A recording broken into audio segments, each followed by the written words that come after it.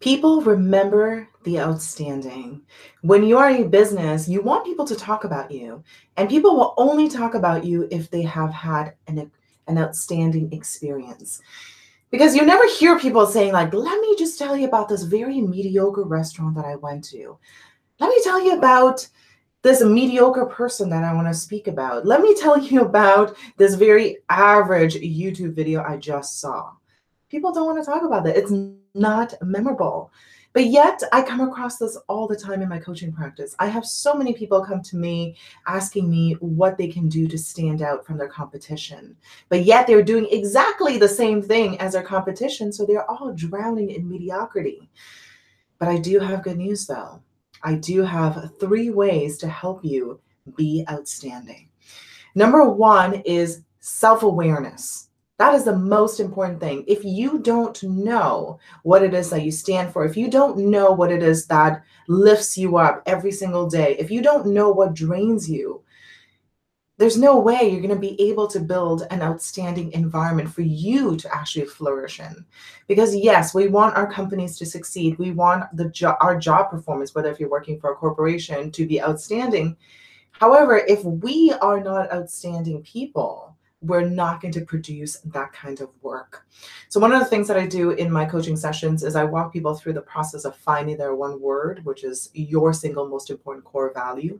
And it's going through these different exercises. So we have the happiness exercise, is really making a list of everything that brings you joy and fulfillment, and really finding the connective tissue between it.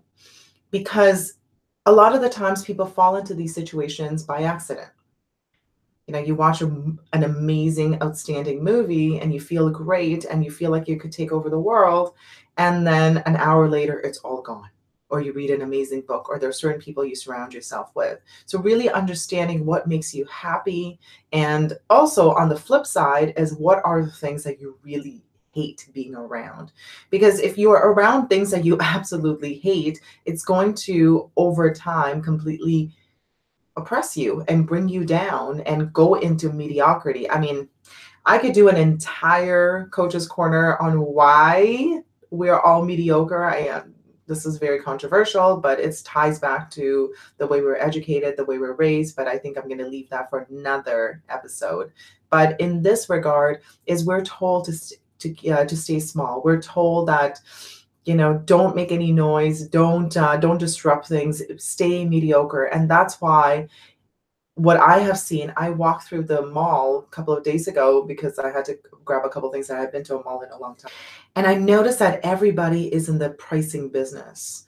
There's just red stickers and red signs everywhere. There's 50% off, 70% off, all over the place. And the consumers are happy because they have more choice to shop at different places, but it's not good for the corporations.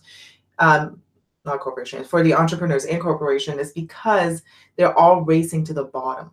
And they're all in the pricing business. And that's the worst place to be. That's what happens when companies, entrepreneurs, people are average, is that the only thing that you could compete on is pricing. And there's no loyalty when you do that at all. Number 2 is, once you find out what it is that brings you happiness and what are the things that you drain you, is really giving yourself the environment to thrive in, however that looks like for you. And it doesn't have to be a gigantic thing. It could be something like what I do. This is my office. I designed my office to make me the most productive. So really understanding that, but you will not know what kind of environment you need to be in until you have the self-awareness to know what are the things that you need to really lift you up as opposed to drain you. Number 3 is the most important one that I believe, even though, okay, so say you have the self-awareness to know what it is that really lifts you up, or what it is that you stand for, and you have this vision of life that you want. The harsh truth is, when you're starting out, you are going to be below mediocre.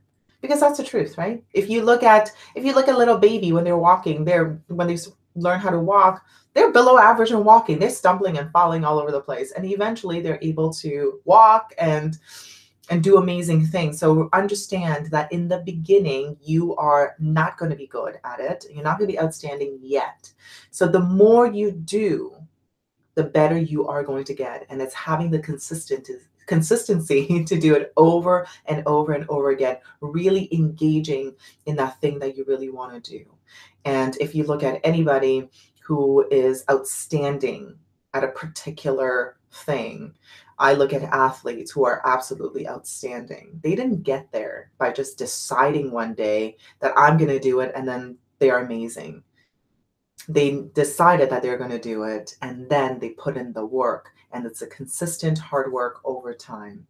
And really, also at the same time, is having the compassion for yourself as well. So first things first, it's not going to be great. You need to do more. And the second thing is, when you do fall and you're not getting the results that you really want, is keep it consistent, keep it going. Know that every single day you are getting better and you are learning more. So I'm going to recap the 3 things I spoke about today. So number 1 is having the self-awareness, okay? Knowing what it is that really lifts you up, and also knowing what are the things that really drain you. So you could introduce more things in your life that lift you up, and then eliminate those things that drain you over time. The second thing is to have an environment that really supports you to be outstanding. But that ties into the first thing. If you don't know what it is that you really enjoy, you're not going to be able to create the environment. And the last one is to do more, just to do more. You're not going to be outstanding right out of the gate. If you do more, the more practice you get, the better you're going to get over time. So at this point, I'm going to walk over to chat to see what you guys are saying. If you guys have any questions, comments, please write it in the comment below. Oh, look at that. We have Ashish in the house. We have Latrenda. I haven't seen you in such a long time. Good morning, darling. We have Bartik Burners. We have Tracy and Ashish again. Okay, so what are you guys are saying? Bartik Burners is saying, I agree. I look at failure as not yet. Exactly. You have to, I've heard this quote before, fail your way to success.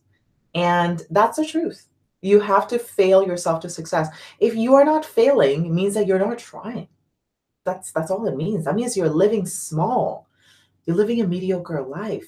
And when I say mediocre, I don't necessarily mean that you have to be a visionary, you have to be Elon Musk, you have to be, some crazy person. It could be that you have an outstanding relationship with your children. You're an outstanding parent. You're an outstanding spouse. At work, maybe an outstanding employee.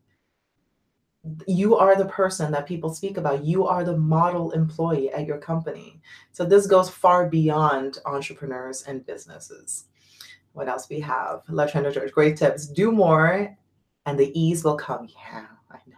Absolutely. Well, Latrenda, I do have to tell you something though. Latrenda, she creates content herself. She's constantly putting out Instagram videos as well as YouTube videos. And I believe that you are doing more, and you're becoming more and more, whatever, natural in front of the camera. None of us are natural in front of the camera. It just comes from practice. Like what you were saying. Tracy's saying it takes practice and patience to get what you want to be. Yeah. The practice is so important. That's a consistency. And the patience is really giving yourself the compassion that it's not going to come naturally, and it's okay. And it's going to take time. And when you are feeling down in that moment is really when the compassion comes in. Don't put yourself down even further, right? If you're not getting the results, don't say, well, I will never get this. This is terrible. Just be compassionate. It's okay. It's going to come. It's going to come with time. All right. Okay, everyone. So I'm going to take off. I have a pretty busy Thursday. Today is my last day in Toronto. No, I'm going on vacation. I'm not moving. Tomorrow I'm flying over to Mexico. So I'm probably not going to do Coach's Corner at 9:30 a.m. because I will be on a plane going to Mexico. So I'm probably going to do Coach's Corner probably in the afternoon when I arrive in Mexico. And maybe I'll let you guys see a little bit of a nice backdrop.